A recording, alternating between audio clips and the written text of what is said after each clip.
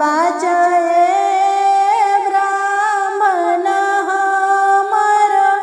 पातरवा होय रे के कर संगे लिखता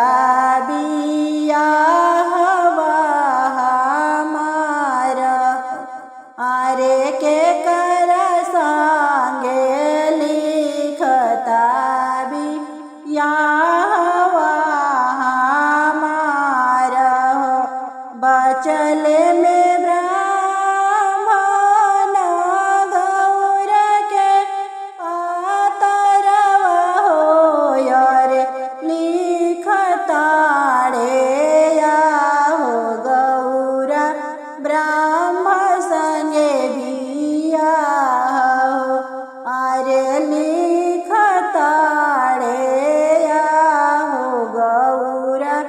ब्राह्मण संगे बियाह हरली में गौरा ब्राह्मण के पातरवा होय रे तोड़ली में पियर जनेवा ओहि ब्राह्मण के आरे तोड़ली में पियर जनेवा ओहि ब्राह्मण के गौर के रूप देखी ब्राह्मण डेराइले अरे कवन गलतिया गौर हमारा से भइले हो आरे कवन गलतिया गौर हमारा से भइले हो हमर बियाहवा ब्राह्मण शिव संगे लिखल हो आरे काहे ब्रह्म संगे जोड़ियाल गवला ए ब्राह्मण हो आरे काहे ब्रह्म संगे जोड़ियाल गवला ए ब्राह्मण हो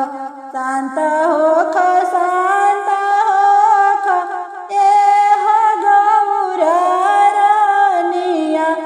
आरे हम जोड़ब शिव संगे साथ ए गौरा हो रानी आरे हम जोड़ब गौरा संगे साथ ए